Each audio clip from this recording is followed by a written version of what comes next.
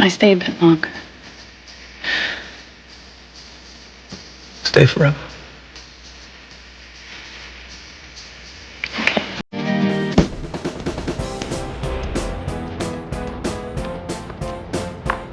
Uy, hey, saan ka naman?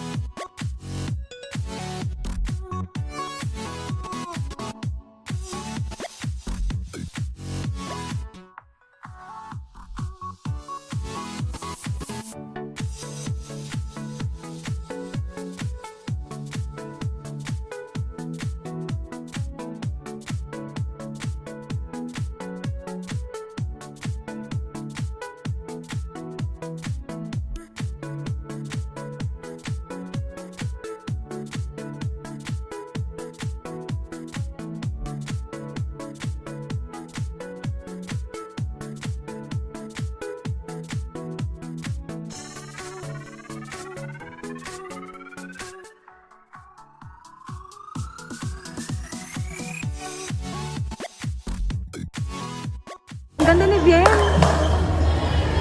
Ay, ako si Bien. Ay, hindi ba? Si Tino pala to. Ayun pala si Bien. Ito na naman ako.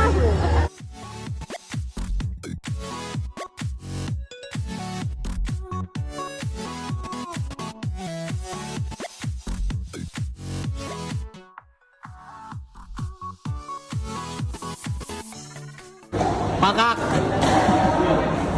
Dapat ganyan yan eh. Resilient. Tingnan mo po yung pwede namin. Pwede masyado yun. Sir, address.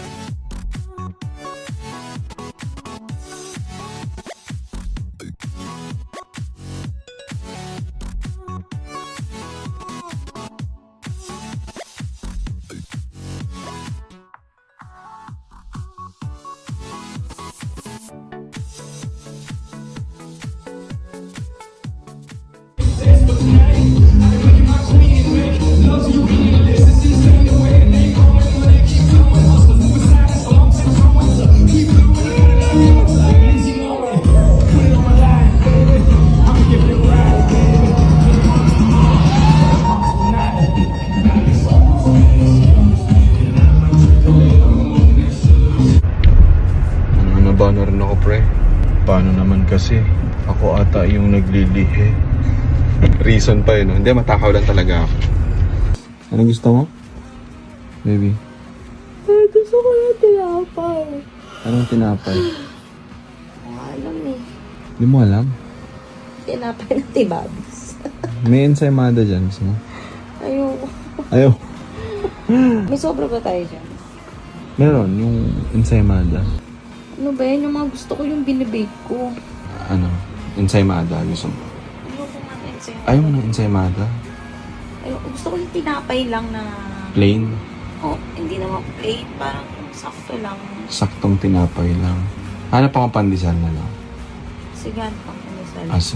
Guys, change of plans. Di tayo hanap ng pandesal. Yes. Ayoko itong pahirapan. Ayaw mo kong pahirapan? Anong gusto mo ngayon? Flatbread ng Starbucks. Aroy! Okay. Saka cafe latte. Decaf.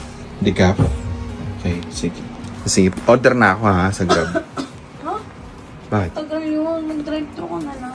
Gusto ko mag-drive-thru ko. Bilisan mo. Nagugutom na ako. Oh, sige, wait lang, wait. Let's go.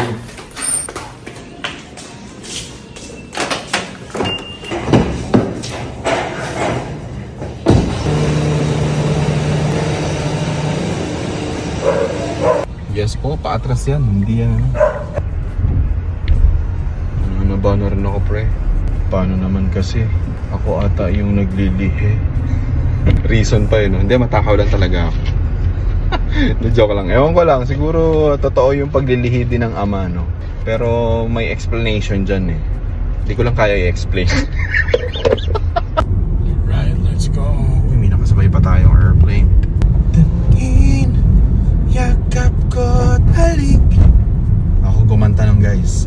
Okay guys, in just a few minutes, naandito na tayo sa Starbucks.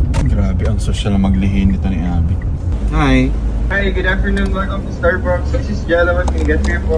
Hello po, one cafe latte. Pa-prepare na lang po. And I will Thank you po. Thank you so much. Thank you. Ang nice dito sa Starbucks, no?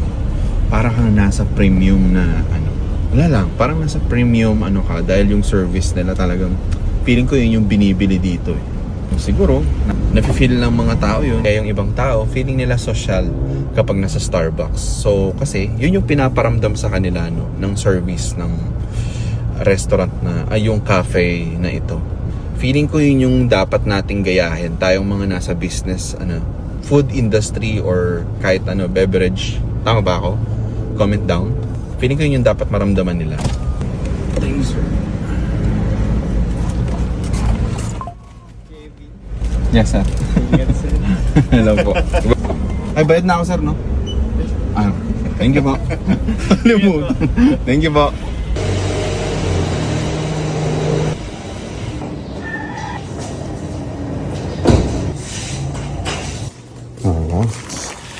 So yun guys, nawala yung audio ko dito kaya magbe-VO ako pero nabigay ko na kay Mrs. At sobrang tuwa si Mrs. no? Dahil ikaw man naman, kamukha ni Enrique Hill yung nag-deliver no? Sino ba namang hindi magiging masaya? Pero mission complete.